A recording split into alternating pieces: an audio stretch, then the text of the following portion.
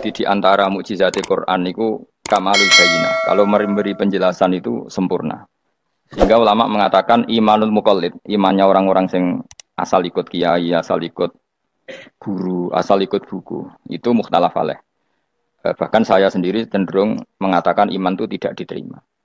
Karena manusia dibekali akal, inginnya Allah itu dengan akal itu dia punya kepermanenan iman, apa? Punya kepermanenan apa? Iman, dan dengan itu dia imannya mujma' alaih, mesti diterima oleh Allah Subhanahu wa taala karena binnadzari shahih, dengan logika yang benar. Dan logika yang benar itu gampang sekali.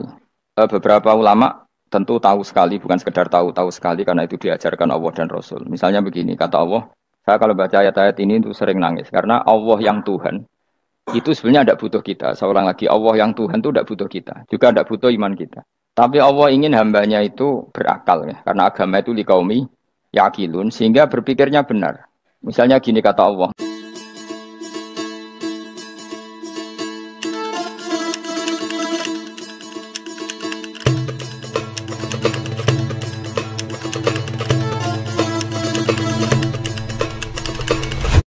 Misalnya gini kata Allah, enggak apa-apa, kamu menuhankan selain saya itu enggak apa-apa kata Allah. Enggak apa-apa Yesus kamu katakan Tuhan enggak apa-apa, kamu katakan batu Tuhan enggak apa-apa. Tapi tolong prosedur ya, prosedur atau persyaratan menjadi Tuhan itu kamu lengkapi, yaitu punya prestasi menciptakan langit dan bumi. Kalau tidak semua surun semen kata Allah, sementing urun gitu. Jadi sebetulnya itu kan rasional. Misalnya enggak apa-apa kamu merasa jadi presiden atau gubernur atau jadi wali atau jadi apa, yang penting prosedurnya dipenuhi.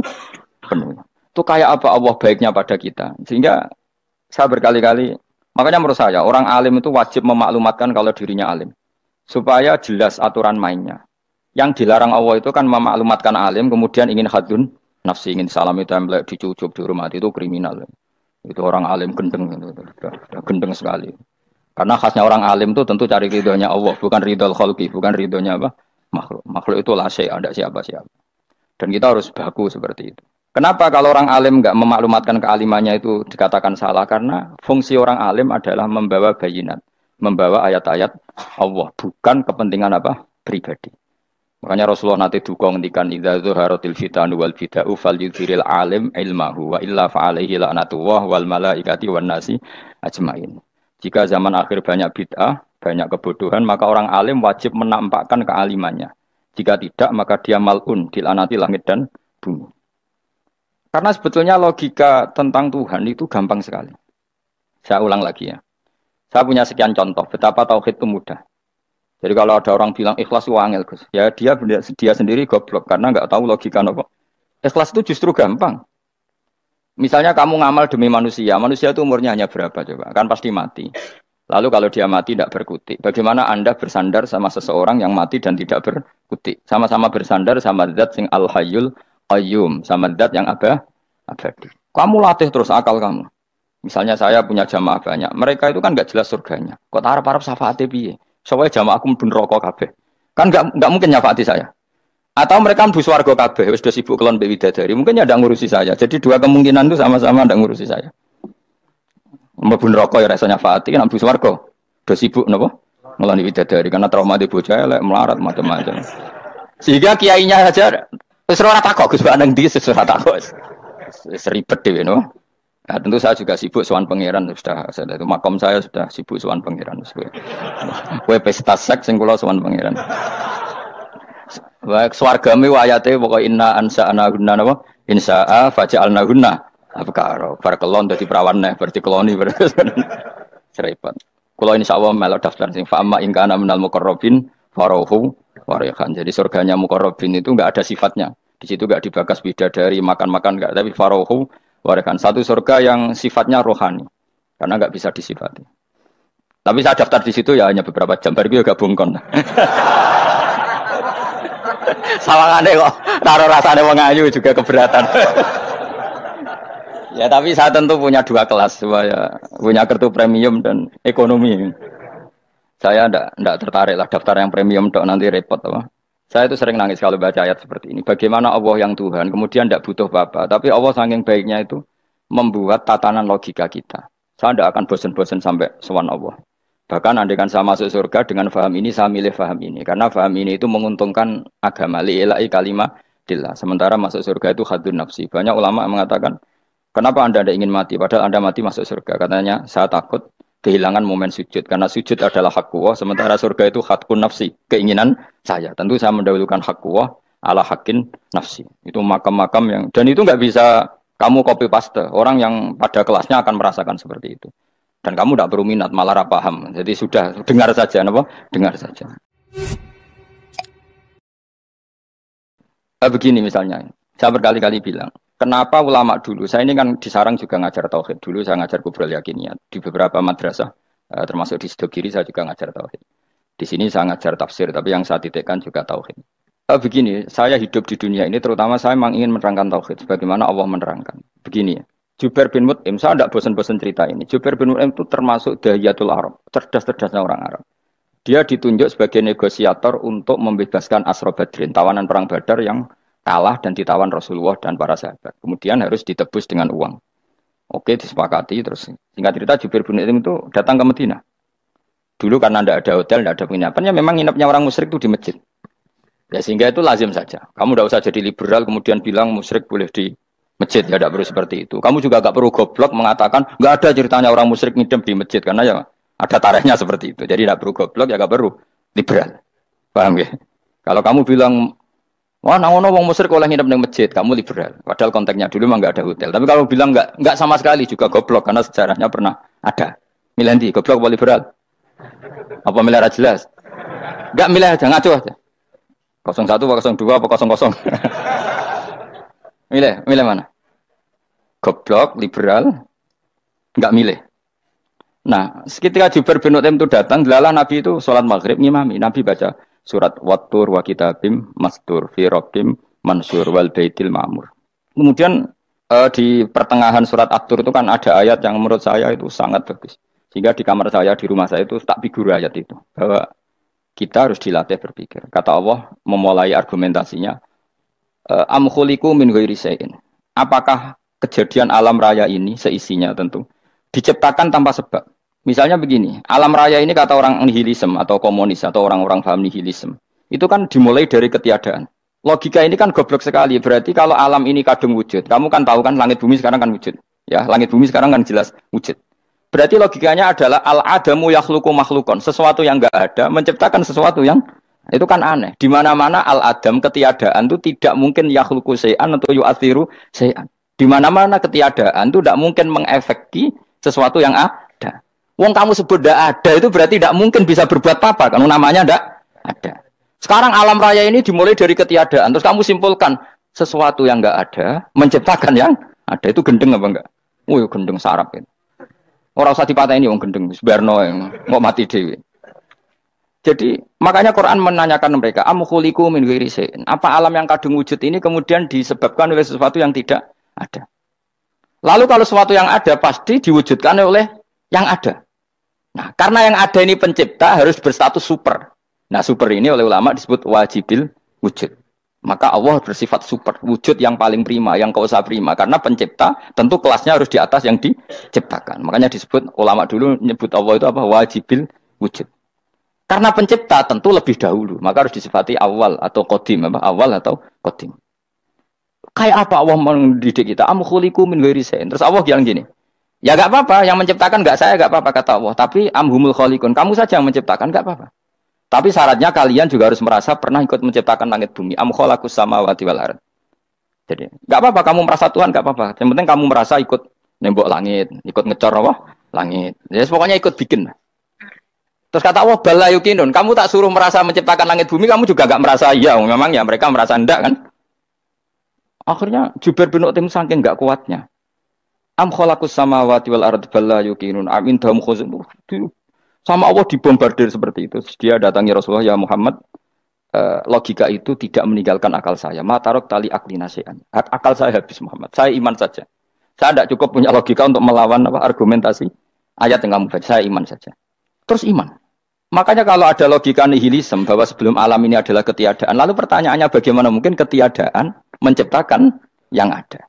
Di mana-mana ketiadaan itu la yu'atsiru syai'an wa la yakhluqu syai'an. Jenenge wae tiada. Tiada itu ya enggak ada fungsinya, ya enggak ada efeknya, enggak ada prestasinya. Ya pokoknya namanya enggak ada ya enggak ada. Nah, ini penting saya utarakan. Terus di sini Allah mengulang lagi, enggak apa-apa yang lainnya kamu katakan Tuhan jadi mitra saya enggak apa-apa. Tapi tolong kata Allah, aruni madza khalaqu minal ardi, tunjukkan ke kami prestasi dia ikut bikin bumi. Kita tahu misalnya Yesus, Isa lahir di bumi. Bumi sama Yesus dulu mana? Dulu bumi, dia lahirnya di bumi. Lalu dia melata di bumi, jalan-jalan. Kemudian dia mengatakan ini bumi Tuhannya saya. Jadi bumi kok enak, dhisik aku sih. Tua aku sih, bodoh-bodoh pangeran aku dong. Lebih apa? Tua. Jadi Allah itu gampang sekali. Nah sekarang orang iman itu kuat semua. Makanya ndak wali-wali. Imane mbek Allah taklid, njaluke aneh-aneh, njuk bojo ayu, sugih, jabatan. Bela Allah secara hujah aja enggak pernah, sudah minta. Makanya ini hidup di zaman yang saraf masal. Lho kula njaluk pangeran akeh-akeh kuwi, coba kamu bela Tuhan tuh pernah bela apa? Bela Tuhan tuh gampang dengan argumentasi al-hujjah yang supaya agama ini tamkin fil ard, benar-benar mapan dalam logika. Yaitu tadi di mana-mana yang namanya sebab itu amrun wujudiyun, di mana-mana sebab itu sesuatunya harus wujud. Paling tidak kita sudah menolak nihilisme. Apa? Nah, nihilisme. Lah wujud karena wujud awal harus berstatus prima. Lah prima itu dalam bahasa ulama disebut wajibil wujud. Makanya ulama dulu ngelatih kita itu pertama Allah itu siapa? Zat sing wajibil wujud. Itu satu filosofi yang luar biasa. Nah, kemudian setelah itu ada setan-setan kecil yang nganggur, yang iseng. Nah itu nggak usah kamu perhatikan. Tinggal delok TV, ngopi, terus tinggal nyate kelata. Enggak saya tamak, pingsan deh. Syukur-syukur stres deh. Dugaan saya setan saya gue pingsan, kurang gizi. Karena memang setelah itu setan goda gini. Lalu sebelum Allah jangan-jangan ada wujud yang lain. Lalu Allah sendiri awal mulanya gimana? Kata Nabi, jika ada pertanyaan seperti itu kamu harus berhenti. Tinggal delok TV atau tinggal delok dangdutan. Ya kalau kepeksa apa-apa, kelasem ae. Saya ada menghalalkan tapi kan sudah kamu lakukan. Karena itu lebih baik ketimbang pertanyaan filsafat. Banyak orang yang dulu sholat ketika sekolah filsafat tidak sholat. Alasannya sampai menemukan jati diri itu Tuhan. Dan itu bahaya sekali karena Nabi berkali-kali bilang kamu jangan mikir tentang Allah pasti rusak. Orang kok mungkin rusak dari Nabi pasti rusak. Nah cara menghentikan gimana? Karena setan ini makhluk, akal-akalannya gampang. Tadi tak warai, saya sebagai ulama atau sebagai manusia atau sebagai orang awam atau sebagai siapa saja, kadang ada pertanyaan seperti itu. Tak tinggal anggeling darmo, kan pusing setan. Kan ngenteni. Weh, ngenteni bar lo anggeling darmo. Bariku aku lesu mangan mie. Bar mangan mie waret turu. Kan dia ngenteni terus. Mau bikin was-was lagi. Ternyata saya sibuk kan enggak bisa masuk deh. Bangun tidur aku selali pertanyaan tadi. Dinteni. Nah, dia masuk lagi aku sibuk ngajak anak jalan-jalan. Jadi saya kalau jalan-jalan di pasar itu wis enteni tan santai wae. Itu memang resep dari Rasulullah. Jangan sampai orang terjebak filsafat yang sampai menanyakan eksistensi Tuhan. Dan dia tidak mau iman, tidak mau sholat, tidak mau puasa sampai menemukan Tuhan itu siapa. Itu jelas minas syaitonir rajim, itu perilaku setan. Makanya Rasulullah setiap ditanya sahabat gitu itu Nabi guyu-guyu. Dan guyunya Nabi itu kata Nabi, baguslah kalau kamu takut Tuhan kalah kata Nabi. Nabi gojok gitu. Maka ada ulama yang punya seni berargumentasi yaitu Imam Ghazali. Jika setan tanya kamu, lalu sebelum Allah jangan-jangan ada wujud yang sebelum Allah. Kata Imam Ghazali, ya itu saja yang Tuhan. Yang Allah ini enggak jadi Tuhan. Ya berarti wujud sebelum Allah itu yang benar-benar Allah. Kalau kamu bayangkan lagi, jangan-jangan sebelum itu ada wujud lagi. Ya itu saja yang benar-benar Allah. Sehingga tetap Allah itu menang terus. Paham ya?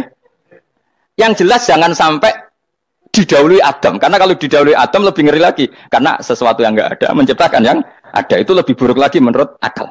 Menurut apa akal? Nah, daripada kamu nggak salim Imam Ghazali, tinggal saja ndelok tadi ndelok sinetron. Itu yang lucu aja. Tidak sing lucu-lucu. Ndelok apa mencari Tuhan. Pokoknya sing aneh-aneh, sing goblok-goblok, sing lucu-lucu, sing perane wong apa? Lha saya sering diprotes saya. Gus Salim jenengan kok sering ndelok sinetron sing ana dialog wong goblok-goblok. Wong goblok itu menarik cara kula. Apa ya? Cara pandang itu di luar dugaan saya karena kula berkali-kali loh kalah wong goblok. Jadi makanya ini tak cerita nih beberapa kali yang cari Gus Wak cerdas berkali-kali kalah wong goblok. Ada seorang santri itu ingin dibelikan bapaknya itu sepeda motor. Bapaknya wong desa, senengane ngrumat sapi wedhus. Lah menurut saya ya orang tuanya itu mampu lah, sangat mampu untuk beli itu. Pak mbok ditukokno mawon wong sepeda motor. Kata bapaknya, "Anakku nu jok mondok tak goblok, Gus. Wong njaluk kok sepeda motor, njaluk mobil ora ya goblok. Lah kok goblok, Pak? Jenenge donya iku Gus, sing lahirno donya kok sapi ku ndek anak, wedhus ndek anak jenenge donya. Di mana-mana jenenge donya sing lahirno donya. Iki donya kok mangan donya. Mergo motor iku kan tuku bensin, mobil. Iku cara dekne iku goblok Gus. Batin berarti kabeh kiai goblok perkarane tuku donya sing ngentekno donya. Cara dekne donya iku sing lahirno Dunya. Kok pinter iki batin. Untungnya saya ini ulama ya, ahli tafsir ya malu. Saya kalah itu ya malu. Tapi saya sebagai orang objektif fair, itu teori benar apa? Jadi dunya itu ya sing lahirno dunya. Dunya kok mangan dunya iku goblok. Untungnya dia dengan saya itu jaraknya 5 kilo 7 kilo karena 7 kilo. Lala dia diterkon sepeda motor, aku tetap mau kalah.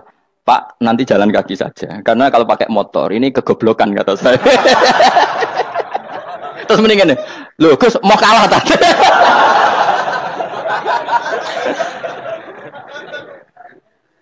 Wah kacau.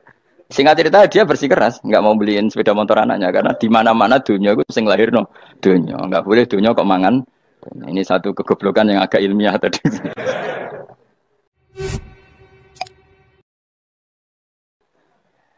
Nah, Imam Asy'ari juga ngalami hal yang sama. Imam Asy'ari itu punya, kita kalau ahli sunnah kan 2 partai ya. Ya, dalam ahli sunnah itu hanya ada 2 partai juga. Kalau nggak Asy'ari ya Maturidi. Ya, dan sama-sama alim. Ya kalau terpaut ya paling 5%, 7%. Ya. Kealimannya Asy'ari dan Maturidi. Imam Asy'ari itu bikin logika yang jelimet. Seperti saya sekarang ini. Logikanya jelimet, tapi permanen. Jadi yang saya ajarkan tadi itu logika yang jelimet tapi apa? Permanen. Karena tadi alam raya ini kadung wujud. Kalau kadung wujud, pasti pewujudnya, yang menciptakan wujud pasti adalah kewujudan. Karena al-adam la yu'athiru syai'an. Di mana-mana kenihilan tidak yu'athiru syai'an. Ya sepakat ya, gampang kan? Tentu wujud ini prima, disebut wajibil wujud. Lalu Imam Asy'ari itu bersikeras. Kalau imanul muqallid itu tidak diterima. Banyak keberatan ulama, tapi Nabi nyatanya yaktafi bi imanil Arab al-khalina anin nadur. Nabi nyatanya mencukupkan imannya orang-orang Bedui yang mereka itu kayaknya tidak bisa mikir. Ya, Nabi yaktafi bi imanil Arab itu wong desa al-khalina anin nadur yang mereka itu tidak bisa apa? Berpikir. Ingat cerita Imam Asy'ari survei. Coba ayo kita tanya orang-orang kampung. Ternyata kegoblokan orang kampung itu ya ilmiah, masyhur itu. Imam Asy'ari saja harus belajar dari wong awam, wong goblok-goblok. Kita kok ingin ya Badawi bima araf tarubak. Kowe kok iman be Allah iku bima araf tarubak. Lalu kamu tahu Tuhan kamu atas nama apa? Dengan logika apa? Jawabnya enak. Al-ba'ratu tadullu 'alal ba'ir wa atharul aqdam yadullu 'alal masir. Angger ana tletong ya ana ontane. Angger ana bekas delamaane wong ya ana sing bar liwat. Jadi misalnya ada bekas teracak anjing, berarti anjing habis liwat. Ada bekas apa ular ya berarti ular harus liwat. Ada bekas teracak manusia ya berarti manusia habis liwat. La wa hadzal alam atharun min athari qudratillah. Alam iki bekas, mesti ana sing gawe. Jadi Mas Ari pinter juga, mesti logikane gak jelimet tapi angger ana tletong ana sapine. Ana teracake wong berarti ana sing bar liwat. Dia ngomong gampang wa asarul aqdam ya dulu alal masir. Nah, terus Imam Asy'ari habis itu ngendikan, ya sudahlah dengan logika apa saja. Meskipun karena zori hadal Arabi bagaimana cara berpikir Bedui ini, sementing ada nazar. Apa ada nazar.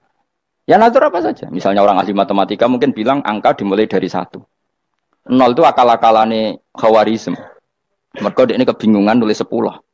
Tapi tetap angka itu dimulai dari 1. Kalau misalnya 1 untuk mecah kesulitan ya harus dimulai 0,1. Tidak bisa 0 tok. Jadi 0 dulu itu untuk mematahkan kalau jumlah itu tidak sampai 1. Tapi faktanya jumlah itu kan pasti 1 karena dimulai dari wajibil wujud. Khawarizm itu ya pintar matematika. Saya juga punya ilmu hisamnya Khawarizm. Itu kan dia karena kebingungan angka pecah. Misalnya 1 tidak sampai 2. Mau tidak mau harus ditulis 1,5 misalnya. Paham ya? Lalu kalau sebelum 1 tetap dia harus 0,5. Lalu hakikat 0,5 itu kan bagian dari wujud apa bagian dari Adam? Tetap bagian dari wujud. Jadi 0,5 itu kan khayal kuliah. Tak warai ya. Mungkin saya ada ahli matematika ala wong kampus, tapi saya tahu Kang, ala Islam itu lebih gampang. Misalnya gini. Sesuatu itu kadung kamu putuskan itu satuannya 1. Tentu ketika separuh kamu katakan baru separuh. Tapi sebetulnya ketika satuan itu kamu katakan 10, yang separuh itu sudah 5. Itu kan terserah sing bagi, napa? Terserah sing bagi. Ya iya dong, misalnya 1 juta, 5-nya artinya apa coba? 500 ribu kan. Sekarang kalau 100 ribu, 5-nya jadi berapa? 50. Kalau 1,5 jadi. Nah itu kan terserah satuannya apa? Tapi tetap dari 0,5 itu tetap menunjuk sesuatu yang wujud. Yaitu 5-nya sebetulnya apa? 5 yang separuh tadi. Paham sih kalau maksud? Tetap nggak bisa sesuatu dimulai dari apa? 0. Nah, makanya kata Abdul Hamid Khan kalau dalam mendidik tauhid, itu gampang saja tadi. Alam raya ini kadung maujud. Kalau kadung maujud pasti disebabkan oleh sesuatu yang wujud. Karena wujud pencipta harus berstatus prima. Lah prima ini atau premium ini kita sifati wajibil wujud. Atau kamu katakan apalah kausa prima atau musabbibul asbab. Nah kelirunya kita dalam berislam itu, kritiknya para ulama. Kita ini nyebut Allah dulu baru menceritakan status Allah. Kalau zaman Nabi itu dibalik.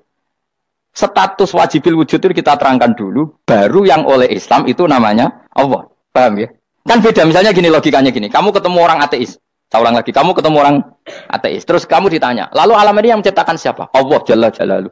Mesti kan tanya, man huwa Allah? Allah itu siapa? Kalau dulu Islam mengajarkan enggak gitu. Surat pertama turun apa coba?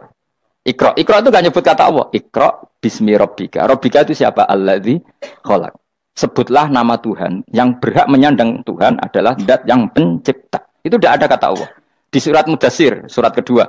Ya ayyuhal mudatsir kum fa'anzir wa rabbaka fakabbir. Bukan Allah fakabbir, wa rabbaka fakabbir. Sehingga cara berpikir gini dibalik.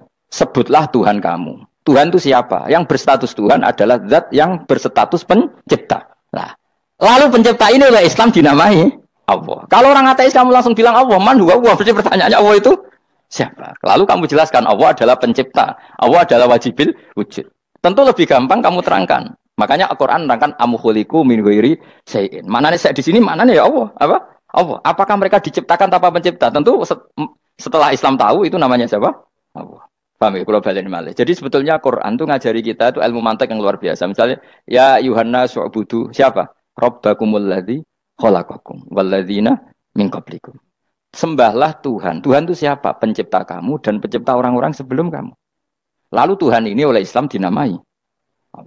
Tapi kalau langsung kamu bilang ke orang ateis atau orang Uni Soviet, Allah itu Tuhan. Allah itu siapa? Sebab itu di beberapa ayat dijelaskan dulu status Allah. Sifatnya Allah, keakhasan Allah, keakhasan Tuhan. Yang dikatakan Tuhan adalah zat pencipta. Kalau tidak pencipta berarti tidak Tuhan. Sekarang Yesus pencipta bumi apa enggak? Enggak, karena dia lahir sudah di bumi. Begitu juga Fir'aun. Fir'aun itu kalah telak sama Nabi Musa gara-gara logika ini. Ketika Nabi Musa ditanya Fir'aun, "Wa ma rabbul alamin?" Lalu Tuhan itu siapa? Kata Musa, "Rabbus samawati wal ardi." Yang nuhani langit dan bumi. Jadi Fir'aun, "Enggak, ma'alim tulakum min ilahin wa irisa." Jalan-jalan kemana-mana yang dikatakan Tuhan oleh masyarakat saya. Nah, kurang ajar Fir'aun. Terus kata Musa, "Ya Tuhanku yang di langit."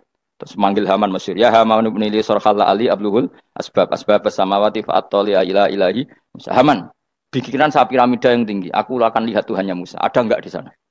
Padahal misalnya munggah tenan pangeran ra iso didelok kan repot Nabi Musa. Wah, parah ya. Nggak piramida nginceng pangeran teprak ketok kan. Akhirnya Musa pakai logika. Ya sudah gini saja. Rabbukum wa rabbu abaikumul awwalin. Yang menuhani nenek moyang kamu yang dulu-dulu.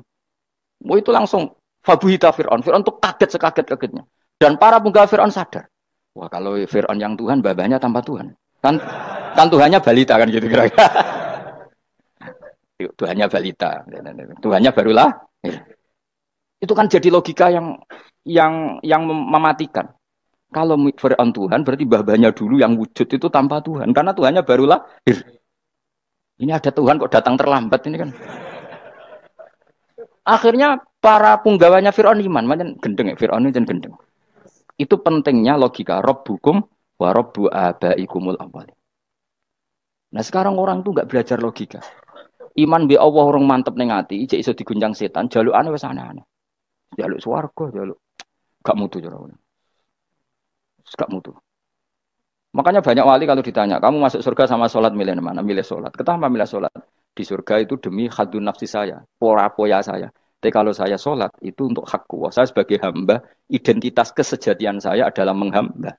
Soal nanti Allah bikin bonus surga silahkan. Maka sebenarnya masuk surga itu ada urutannya.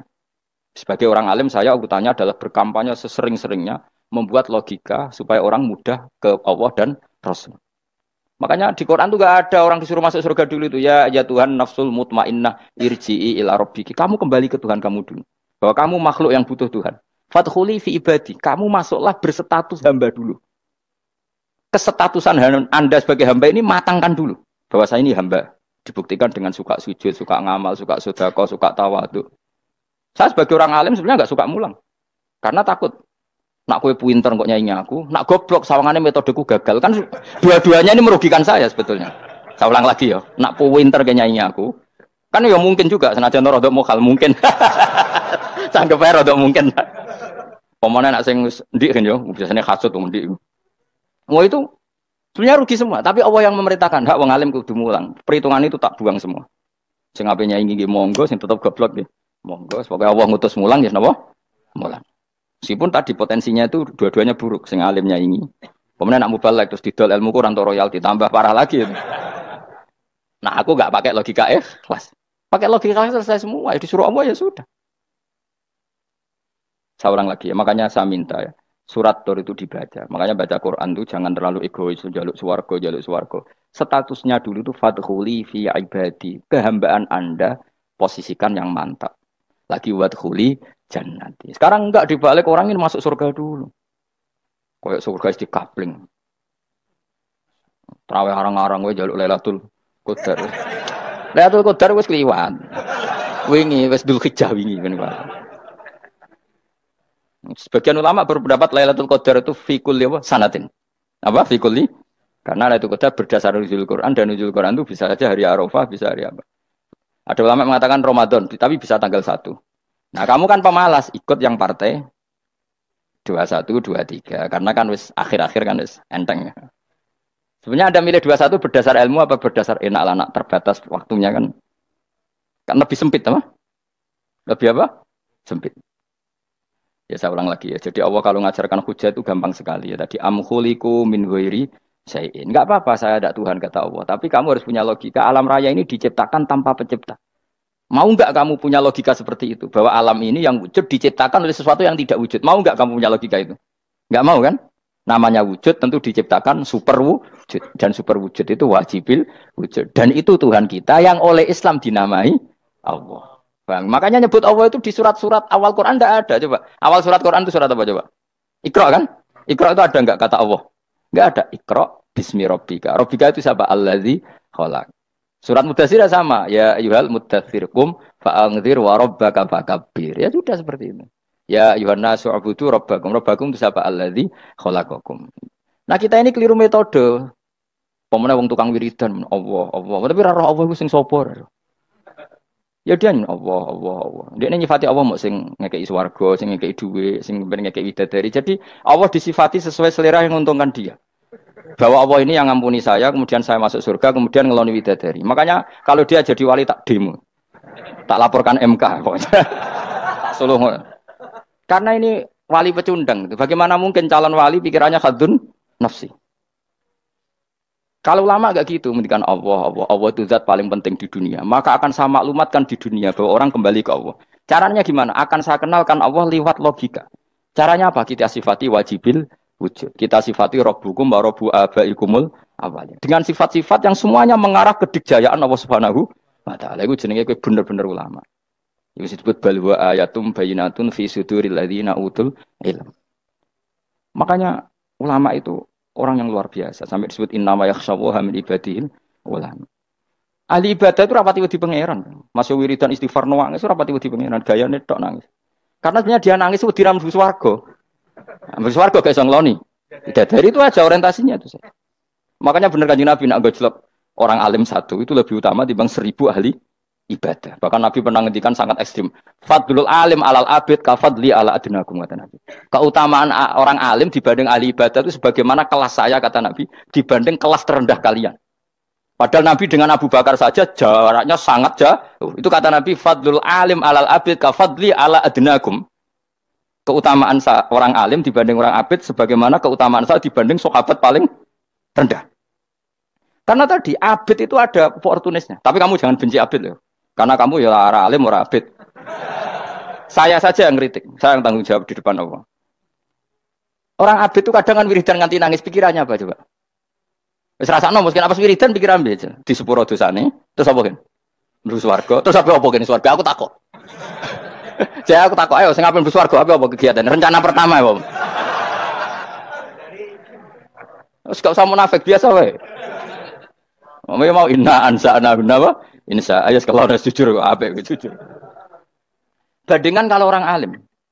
Orang alim itu ketika nyebut Allah itu iri ya Allah. Kenapa di dunia ini ada makhluk lain yang menandingi engkau? Saya tidak ridho. Kenapa di dunia ini ada syarik orang yang dimitrakan seperti engkau? Maka orang-orang alim ini ingin memaklumatkan bahwa la syarika lak. Labbaika Allahumma labbaik la syarika lak innal hamda wan ni'mata laka wal mulka la syarika lak. Sehingga para nabi itu memaklumatkan itu. Engkau saja yang Tuhan ya Allah. Semua nikmat dari Engkau, semua kepemilikan ini milik Engkau. La syarika lak labbaik. Dimaklumatkan ke dunia. Innal hamda wan ni'mat itu dimaklumatkan. Enggak ada kepikiran mereka masuk surga. Karena mereka ingin memaklumatkan bahwa Allah ini yang Tuhan. Sama tak ceritani Nabi Ibrahim dari Khalilur Rahman, rumang samu kakan wiridan kaya kowe ndak. Wiridannya Nabi Ibrahim sama sampean mungkin banyak sampean. Karena sampean banyak kepentingan tadi. Wali-wali dulu kalau wiridan itu tidak sebanyak sampean, enggak. Tak jamin, enggak. Pemenang mau colelo yang 10.000, enggak biasa wiridannya. Tapi khosyahnya sama Allah luar biasa. Pertama Nabi Ibrahim diangkat jadi khullah. Khullah itu ya Khalilur Rahman itu. Itu dia wiridannya gini. Ya Allah, innahu la yahzununi alla ara ahadan fil ghairi ya'buduka. Alla ara ahadan fil ardi ya'buduka ghairi. Sama saya hafal tak ini. Memang saya hafalkan. Ya Allah, saya ini susah sekali. Kenapa zat sepenting engkau, kemudian yang menyembah engkau hanya saya? Ini tidak fair. Makhluk yang enggak penting saja punya umat. Makhluk-makhluk yang enggak penting aja jadi pusat perhatian. Misalnya artis atau presiden atau gubernur atau tokoh top. Semuanya jadi presiden. Padahal semuanya itu makhluk yang enggak sepenting engkau. Ini zat yang sepenting engkau, kemudian yang tahu kalau engkau penting hanya saya, ini tidak fair. Nangis dan. Nangis. Ini tidak fair. Innahu la yahzununi alla ara ahadan fil ardi ya'buduka ghairi. Saya ini susah Gusti, susah sesusahnya. Zat sepenting engkau, kemudian yang tahu kalau engkau penting itu hanya saya. Wah ini tidak fair. Loh, coba kalau orang mencintai sesuatu kan gitu. Misalnya kita bojo ayu, kemudian wong liya kabeh darane elek, ki mangkel ora? Mangkel gak? Kamu beli Alphard. Kamu kira itu mobil mewah. Kemudian orang nyejajarkan podo mbek Kerry, mangkel gak? Semua kenikmatan tuh kita nikmat karena itu diakui ya gak? Wes gunane apa kaya Alphard gawa ning Gunung Kidul. Terus wong darani ngono iku padha mbek Kerry mbek kejangke mangkel ora kira-kira. Enggak penting mewahnya ini tetap butuhnya pengakuan. Coba misalnya kamu jadi presiden hidup di dunia orang sufi. Sing darane wong penting wong saleh ahli sujud ora kakuat iki. Keteko di Barno. Karena itu dihormati situ hanya orang apa saleh. Kakuat gak? Oh kakuat gak? Atau kowe dadi artis top teko ning daerah Gunung Kidul wong desa-desa terus diundang lek. Oh mangkel kae. Le bayang dong.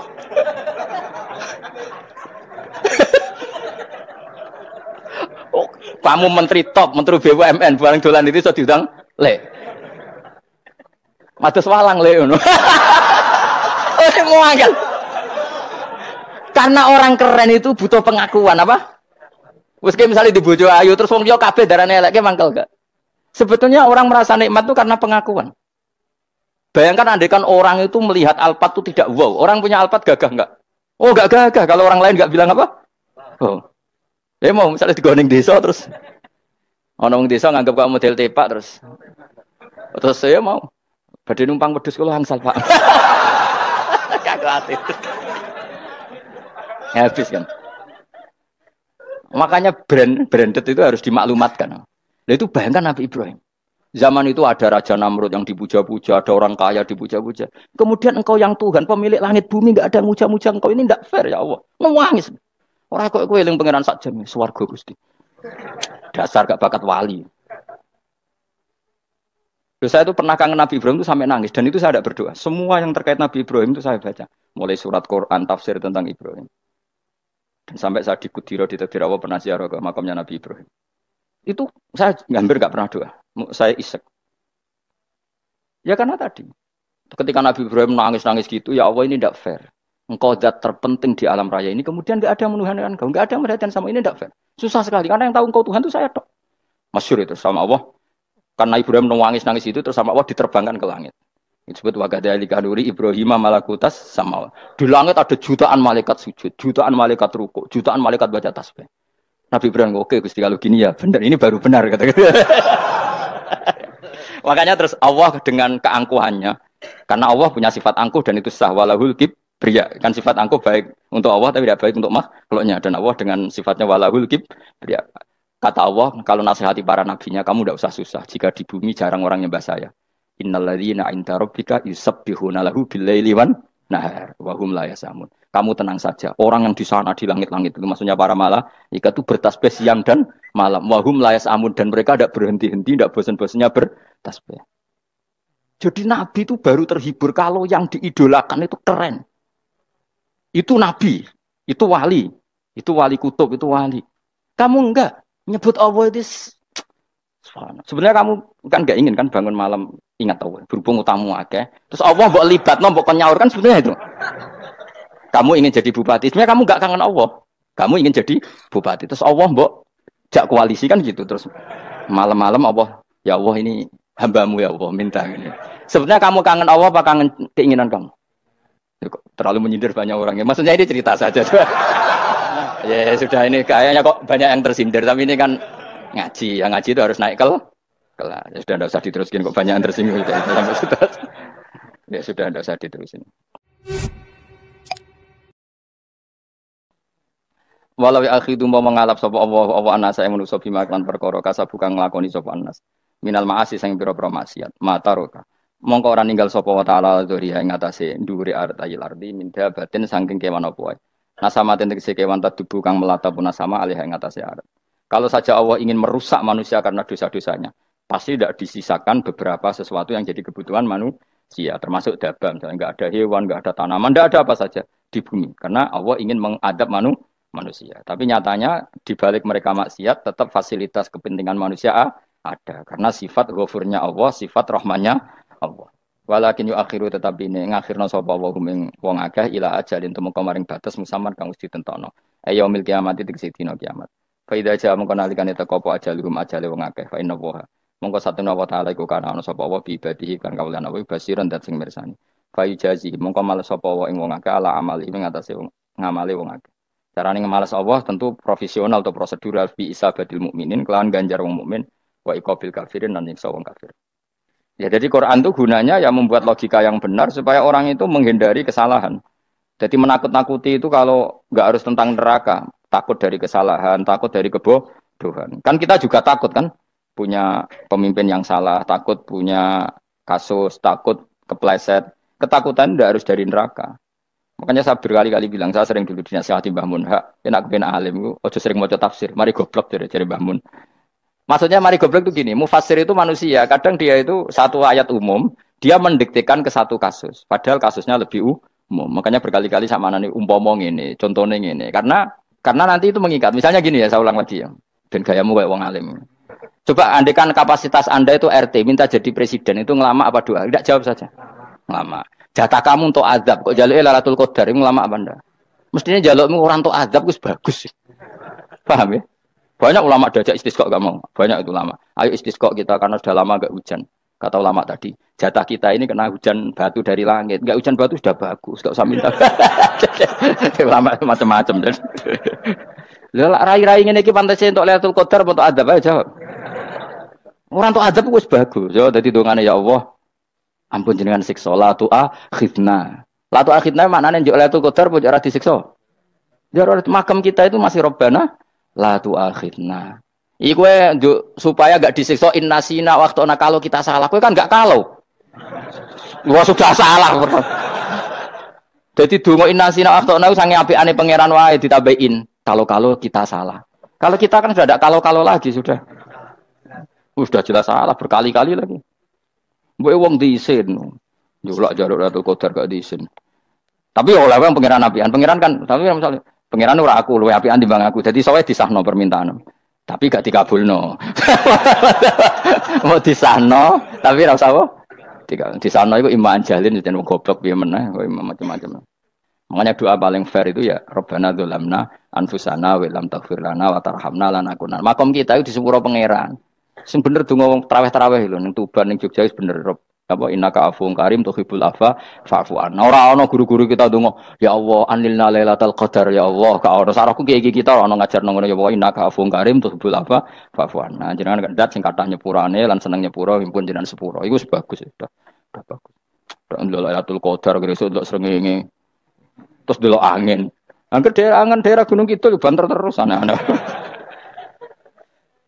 Boy wong tahu diri, maksud kula nggih tetep minta Lailatul Qadar tapi tahu diri. Misalnya suwe bar sedekah, poso bar salat 1000 rakaat terus utang si sahur sampai togo-togo sing mbok dolimi jaluki sepuro. Pas kowe tenan mergo wis ngrasa ora dolim nduk Lailatul Qadar. Tapi kira ngrasa ora dolim wis ujug sombong.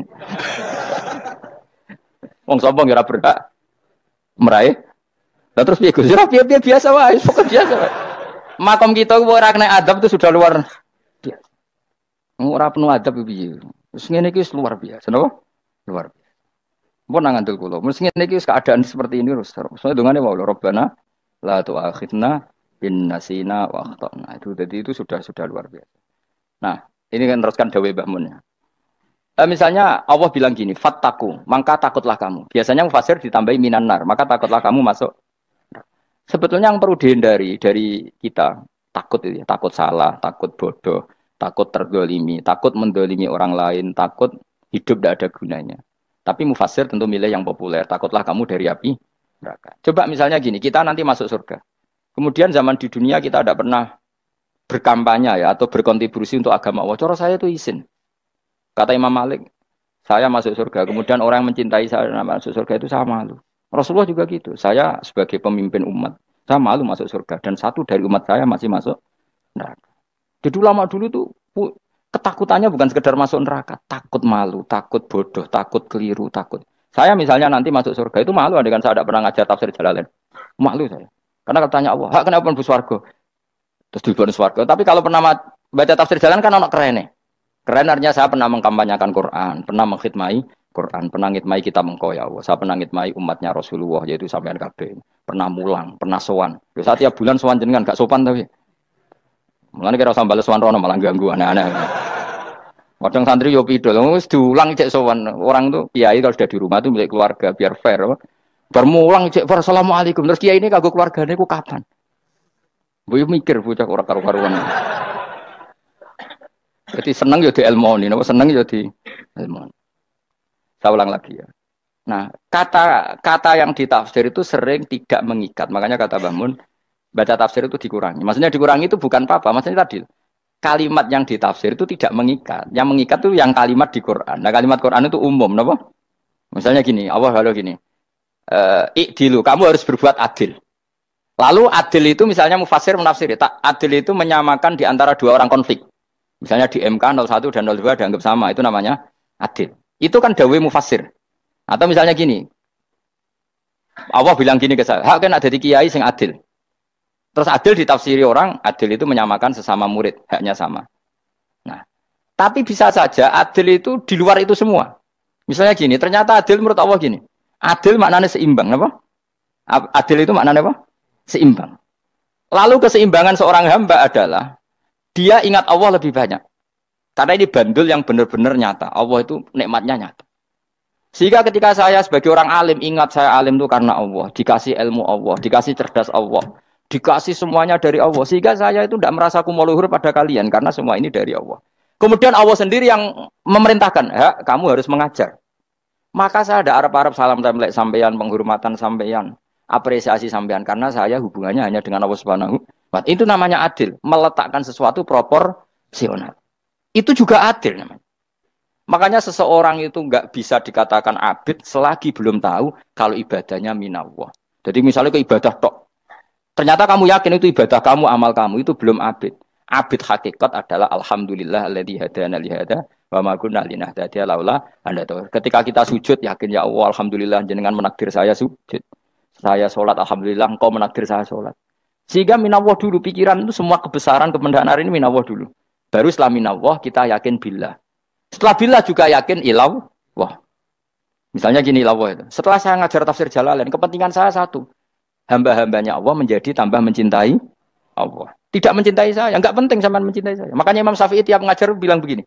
Wadidtu annal khalqa ta'allamu hadal ilma wala yahmadunani. Saya senang kalau kalian belajar fikih sama saya, tapi kamu tidak usah muji saya. Jadikan fikih ini alat taqarrub kamu kepada Allah. Itu namanya minallah wa ilallah. Itu adil. Tapi adil yang dijelaskan ulama beda-beda tadi. Ada mengatakan adil adalah proporsional antara murid, antara keluarga dan murid. Meskipun kamu senang mulang, jangan merantarkan keluarga. Itu tidak adil. Itu kan versi, no? Maksudnya Mbah Mun, kamu jangan terjebak versi-versi dalam tafsir. Paham ya? Karena Allah hanya ngendikan i'dilu wa aqrabu. Paham ya? Tapi kan penjelasan adilnya orang versi. Paham ya? Ada yang nulis adil adalah meskipun mimpin masyarakat ya ingat keluarga. Karena sing tukang wayo kan nafsirin adil adalah karena laki tidak cukup istri satu maka ayo kan yo repot nanti. Tapi kalau kadung istrinya 3 atau 4, adil adalah harinya sama meskipun janda dan perawan. Dari sing lanang gak adil adalah proporsional. Sing wis suwi dikumpuli dikurangi. Yang baru ya mungkin kabeh enggak kalau nuruti. Mungkin enggak?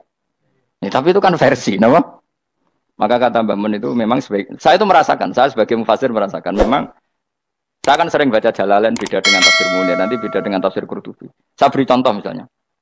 Dan kamu pasti salah jawab ini. Kalau kamu benar berarti ya alim tenan. Wa idza darabtum fil ardi falaysa 'alaikum junahun an taqsuru minas shalah. Orang kalau pergi itu boleh enggak ngosor salat? Enggak, jawab saja. Boleh kan? Ngosor salat itu apa? Misalnya salat asar 4 jadi berapa? 2. Kalau isya jadi 2. Kalau subuh? Enggak, sudah maju lah. Maghrib? Enggak, kan yang bisa dikosor hanya berapa? Yang rubaiyah, yang apa? Berarti kamu yakin? Antak suruh minas sholat artinya 4 jadi 2, yakin? Enggak, jawab saja. Yakin. Nah itu termasuk orang pinter. Ya. Berarti ilmu lagi sak trip. Ya? Sebetulnya kata Imam Qurtubi enggak. Ayat itu kan hanya bilang gini, kalau kamu bepergian, maka kamu boleh menyendak sholat.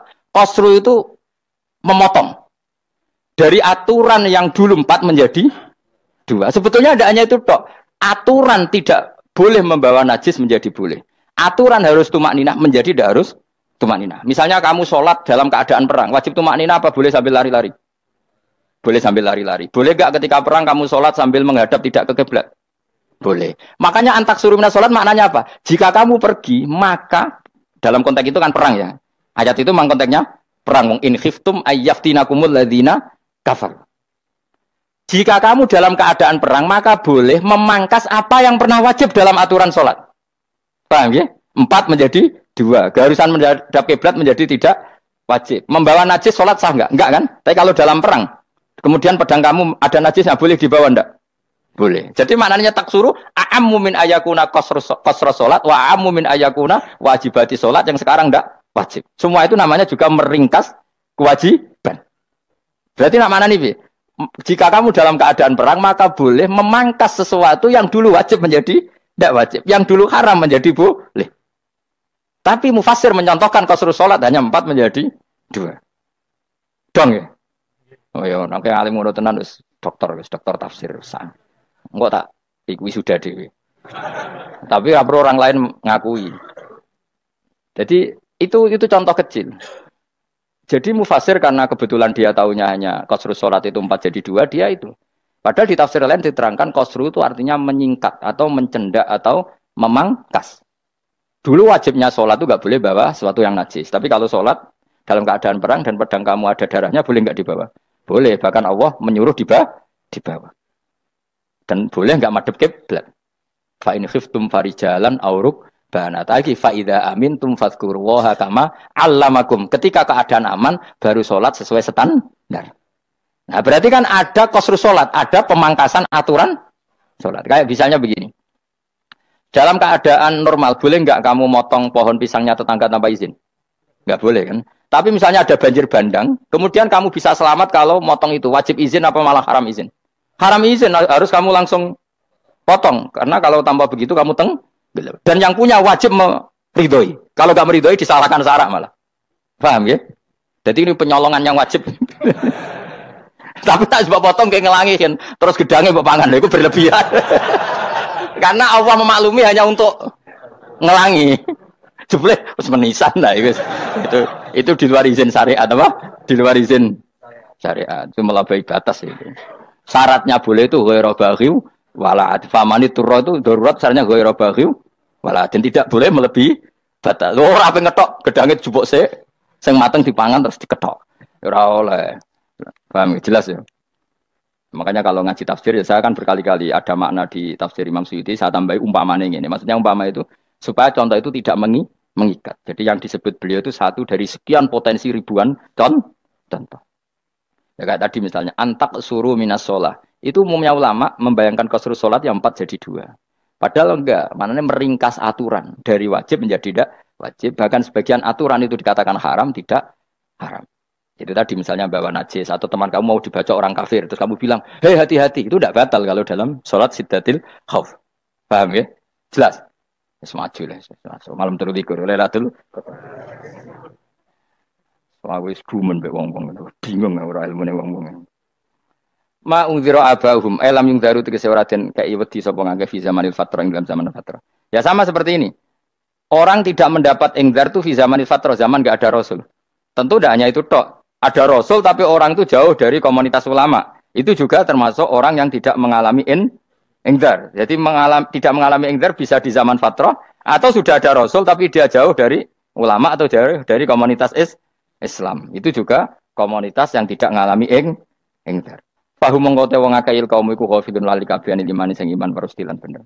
Ya, contoh paling gampang itu nak dawuh yai mesti bener itu loh. Kalau kamu ngaji tafsir Jalalain ya yuhan nasu budu rabbakum. An-nasu biasanya ditafsirkan kufaru Mekah, napa? Padahal di situ nas semua manusia apa kafir Mekah? Semua manusia. Cuma konteks dulu karena Nabi orang Mekah dan zaman itu yang diberi peringatan orang Mekah, Imam Suyuti bilang kufaru Mekah. Lah seperti itu kufaru Mekah mengikat apa enggak? Enggak kan? Enggak, karena yang dituruni Quran yo kafatal linnas. Tapi ya yuhan nasu di Jalalain sering ditulis apa? Kufaru Mekah. Nah, seperti itu tidak mengikat. Itu contoh saja, Pak. Contoh saja dalam konteks zaman itu. Paham ya? Jadi banyak, makanya tafsir itu agak ngikat. Ya tapi yang ngomong gitu harus orang alim. Kalau kamu yang ngomong malah kacau. Kemudian ngomong sombong. Maksudnya kan manusia, saya juga manusia. Ngapain saya harus ikut? Ya sarap itu. Itu ora wis sombong sarap, no? Wis sombong sarap. Lakot hakko teman-teman fahum, lakot hakko teman-teman nyata apa alkaulu apa titah, wajibat wajib mana nyata al aksarihim, yang atas saya wakil bil adab. Lakot hakko teman-teman jadi nyata apa alkaulu apa titah anane adab, wajibat wajib apa adab al aksarihim bil adab, fahum mengkote wong akeh layu minu nara iman sopong akeh, il aksaru tegese ute akeh wong ora iman, zaman iku mas. Ya maksudnya zaman iku, tapi jengben mboten ngerti. Tapi mungkin batu Isa itu semua orang iman, tapi ya banyak yang setelah iman itu tidak bermanfaat lagi karena wes napa matahari terbit dari napa barat khina la yanfa'u nafsan imanuha lam takun amanat min qabl inna saat temen ingsun ujalna ga ingsun fi anaqihim ing dalem gulu-gulune wong akeh tak gawe aghlalan ing belenggu bi ayu doma gambar bi antu doma gambar ento dhewe kumpulno ilaha maring anak apa lay di tangan di anal gala karon saat meneh wil iku yajma'u iso ngumpulno wil al yada ing tangan kal unuk maring geger maring napa gulu-guri lho jenenge unuk wong Arab nak darani kene ku unuk nak darani kene ku nakher. Ya cari wong Arab, ya kene iki unuk, kene iki nakher. Lah gulu niku ngeten, tangan ditakok teng napa? Napa? Gulu. Napa jenenge cidok niku cidokne. Sing guri-guri. Faya mengkote tangan ila aidi kumasmuatun ting kupono ilal atqoni maring dagu. Niki lho jenenge dagu. Jam udzakonin waya mustama ulahyan. Kumpule dua dagu atau dua wang niki cumanan. Fahu mengkote wong akeh mukmahuna iku dadi bunder sapa wong akeh. Manane rafiuna ngangkat wong akeh usaha ing sirahe wong akeh. Lastatiuna ora iso mampu sapa ngake khawdaha ing ngendekno ruus. Menawa dhewe maksudi wa ta iki mutamsilun mu bayangan, mu tamsil gambaran. Mulane kula gumun be ulama riyen. Tak contohno ya, nek ulama dhisik utop, wong dhisik nak darani bun neraka digludungno. Wong kafir sok ben digludungno ning neraka. Iku ya pancen ngalim tenan wong dhisik. Mergo gambarane ngene, ora usah praktekno sok ben, praktekno saiki wae. Nak praktekno sok ben kowe sok ben mlebu neraka. Dadi ngeten, wong nak lungguh ngene, wong Arab nak darani iki ason-ason. Terus ngeten, niki kan, niki jenenge apa? Dengkul, dengkul itu kena dagu, terus tangan kena cidok, tadi ngeten. Jadi uang itu dalam keadaan bunder, paham ya? Lama-lama malaikat karek nyaduk terus gludung-gludung kan, paham ya? Jadi mereka itu, napa? Dengkul nempel dagu, paham ya? Tangan nempel cidok, terus ditaleni, paham ya? Terus ya karek gludung, lama-lama ukuran adanya bunder apa itu? Oke, bayangno saiki sampean ra usah, gak usah mlebu maksudnya, paham ya? Mulane ape mlayu ora iso, wis posisi ngono, paham ya? Sampeyan ra usah delok, maksudnya praktekno saiki. Orang delok lho. Lah dawuh Imam Suyuti wal muradu te kang den kersakno iku annahum sak temne wong akeh la anu nek ora tunduk sapa ngakeh li imani maring iman. Wala faduna nek ora tunduk sapa ngakeh ora ndilukno ru'usau ing sira wong akeh lahu krana iman. Iki tapi dawuh Imam Suyuti. Tentu tidak semua ulama sependapat. Jadi cara Imam Suyuti semua yang dikatakan Quran ini muktamsil. Artinya mereka tidak tunduk, maknanya tidak menerima iman. Ya, tapi itu cara Imam Suyuti. Ulama lain yang mengatakan tidak. Memang orang kafir ketika masuk neraka dalam keadaan seperti itu dan digeludung. Ya tidak apa-apa sama-sama benar. Ya sama-sama benar karena ya Quran itu milik bareng, ya. Milik bersama. Jadi apa ya? Kan banyak kalimat kayak tadi mengkosor sholat, meringkas sholat. 4 jadi 2 yang meringkas, paham ya? Dari aturan ketat menjadi agak longgar juga meringkas. Jadi semuanya namanya memotong apa? Memotong dari 4 menjadi 2 ya memotong, paham ya? Dari aturan wajib menjadi tidak wajib juga memotong. Nah, itu kan sama-sama benar. Lihat nanti konteksnya. Wajah lan gawe sapa ingsun mimpeni aitim sanging ngarepe wong akeh sadan ing tutup. Wa min khalfihim sanging gurine wong akeh sadan ing tutup. Fathi sin sadan wa dhamiha lan dhumai sin sudan fil maudhi'in ing panggonan loro. Fakhsena mongko ngekeki gelap ingsun ing wong akeh fa mongko te wong akeh lagi sirun ra ningali sapa wong akeh. Tamsilun iki ya contone aidon disat diturukil iman maring ketutupe dalan iman alih ngatasi kufar. Nah, cara maksudnya kabeh iku mau tamsil. Dadi ngene. Dari depan kami kasih tutup, dari belakang kami kasih tutup, kemudian mereka saya kasih kegelapan. Maka mereka tidak tahu. Mananya apa? Dari arah depan yang mereka nggak ngerti pentingnya iman, dari arah belakang yang mereka tidak ngerti pentingnya iman, maka mereka buta, artinya tidak iman. Itu dari Imam Suyuti. Tamsilun aidoni hanya perumpamaan lisat diturukil iman, yaitu tertutupnya jalan-jalan iman. Tapi ulama lain mengatakan ya enggak. Memang pernah ada peristiwa di mana orang kafir ngepung Rasulullah dan mereka dari depan matanya dihalangi, dari belakang dihalangi, sehingga ketika Rasulullah keluar mereka tidak melihat. Itu ya nyata ya. Jadi makanya ngaji ya. Jadi ben keren. Oh ini ada sekian tafsir. Terus gue ngomong kan kayak wong alim keren. Nah tak kata siapa? Ono rekamannya. Tapi yang orang ngaji dewe. Nah tak kata siapa? Ada rekamannya. Lah aku takut ada kata siapa Gus tak dudono kitabe. Lah aku dudono rekaman iku sampai zaman akhir wis maju. Soale sing rido kan. Enak kok Kang jadi orang alim gue enak. Nanti itu jadi orang alim ya rugi. Tadi nanti kan gitu. Syaikhul Qadir masuk surga. Entah ini gelombang kedua dan para penggemarnya. Jadi akhirnya sing alim tenan yang swarga, sing kedua dan para penggemarnya. Iku ora usah alim Kang, cukup penggemar. Jadi aku sebenarnya rugi kan. Gus Pak masuk swarga kedua dan para penggemar. Waduh. Terus jebule padha ae. Iku saking rahmane Allah. Kenapa? Kan masyhur itu hadis itu. Rasulullah itu ada sahabat nangis, enggak bisa tidur nangis. Berhari-hari enggak bisa tidur nangis. Hanya karena ingin punya satu pertanyaan. Lama-lama ketemu Nabi, ya Rasulullah sudah berhari-hari enggak bisa tidur, ingin menanyakan ini tapi tidak berani. Coba kamu tanya saja. Ya Rasulullah, saya ini kalau mati, engkau kan suatu saat dipanggil Allah. Saya tidak ketemu engkau. Makanya mumpung sekarang saya tak melihat wajah engkau sekuat-kuatnya, sepuas-puasnya. Kata Nabi ya. Terus, kenapa? Ya kalau engkau di surga, saya di neraka kan enggak ketemu lagi. Atau kalaupun engkau di surga kan kelasnya beda, kan enggak ketemu lagi. Jadi kemungkinan dua-duanya itu enggak ketemu. Kata. Karena tadi bisa saja, ya, artinya Nabi karuan di surga, saya di neraka enggak ketemu. Atau engkau di surga, saya di surga pun beda kelas, ya enggak ketemu.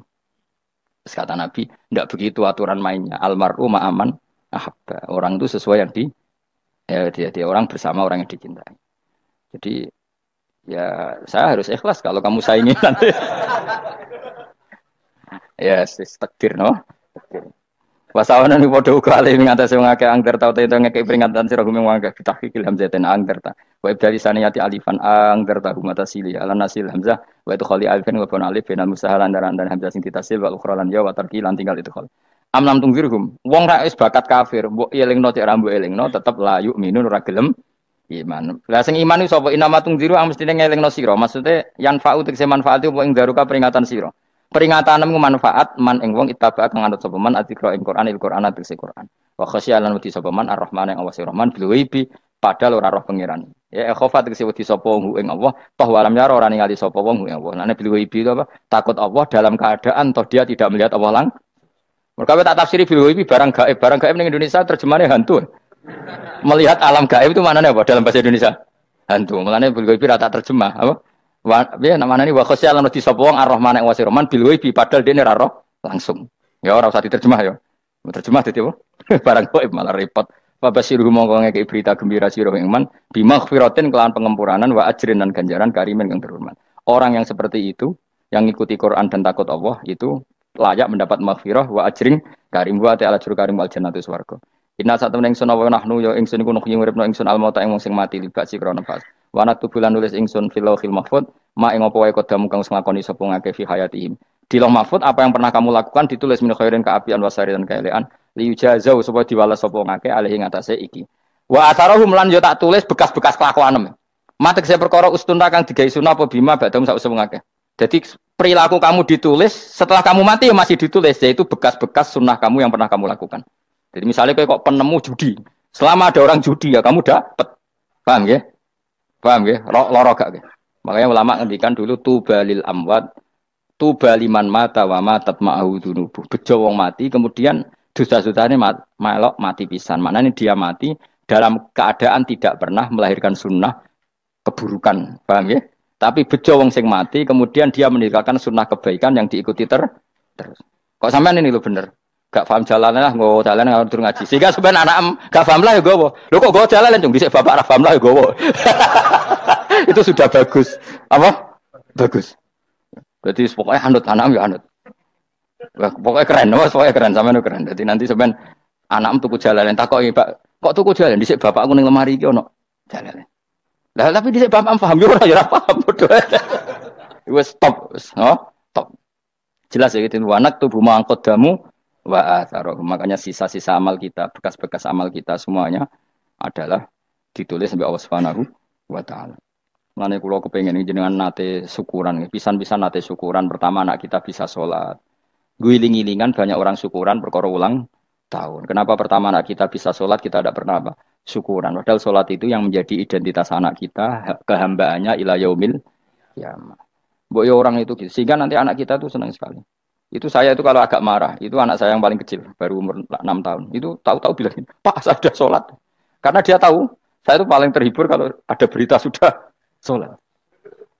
Jadi itu penting, supaya orang itu tahu orientasinya bapak itu sholat. Jadi jangan sampai terus anak kita kalau ulang tahun syukuran, tapi pas sholat kita dingin-dingin saja. Lama-lama anak kita berperasaan sholat itu tidak penting. Buktinya apresiasi bapak biasa saja. Itu contoh kecil. Sehingga nanti tertanam, anak kamu tertanam, nanti cucu kamu tertanam. Jadi itu namanya asar apa? Asar. Jadi harus seperti itu. Jadi ya itu namanya asar. Makanya Nabi Ibrahim nggak berani minta uang sama Allah, minta rezeki nggak berani. Tapi kalau dia menyebut sholat dulu baru berani. Robbana liyuqimus sholat faj'al afidatam minan nas tahwi ilaihim warzuqhum, kata Ibrahim, supaya mereka kuat sholat ya Allah. Nggak apa-apa kamu kasih makan supaya kuat sholat. Karena kalau Nabi Ibrahim hanya berdoa, ya Allah kasih mereka makan. Nah, gue zino, gue demenan, gue judi. Nabi Ibrahim melok dosa. Makanya dimulai Robbana liyuqimus sholat supaya mereka kuat sholat ya Allah. Enggak apa-apa mereka kasih makan. Jadi supaya ini sholat jadi pokok. Kenapa kita makan? Supaya kuat sholat. Andai kan Ibrahim hanya berdoa supaya kasih makan mereka. Kemudian kekuatan itu dipakai maksiat. Ibrahim kan ikut dosa. Itu sirinya kenapa doanya Robbana liyuqimus sholat. Ya. Jadi kata liyuqimus sholat didahulukan. Apa? Supaya mereka kuat sholat. Maka kasihlah makan. Kasihlah rezeki. Jadi supaya sholat jadi pusat orientasi. Itu harus dilatih. Ya tentu kamu ngelatihnya ya sidik-sidik. Wong anak esopo kan gitu. Tapi ini kan cerita aja. Maksudnya orangnya biasa lah. Maksudnya aku mau cerita. Kue gelo ya monggo. Terus mutung ra ngaji ya monggo. Gampang. Kue ra ngaji. Aku golek murid kok kue gampang. Kue golek guru kok aku kangelan. Ya maksudnya sing gelem ngalah teko ini kan. Oh liane larang yang nyewane. Wa asarohum. Lan bekas-bekasnya mereka. Makanya ketika Ahmad bin Hambal itu ahli hadis. Karena selagi riwayatnya dia dipakai, orang tahu Rasulullah itu karena ahli hadis. Benar yang paling hebat tentu qala Rasulullah. Tapi apa artinya qala Rasulullah kalau nggak diriwayatkan dari ulama sampai kita. Tapi apa artinya sampai kita nak gak ono sing ngalahi mocong ini ki. Burohno mocong ini. Paham nggih? Ayo jajal ke tuku kitab Musnad Ahmad. Nak ra roh gubedi larang ngono tok. Mergo ora ono sing maca ra roh isine, paling kenangan apa? Gudi larang. Tapi baru kayak nasi mojo kemudian bisa. Ini juga asar. Misalkan kau oleh niru, aku semati ngorek jalan. Oleh niru. Tapi ojo niru sesate.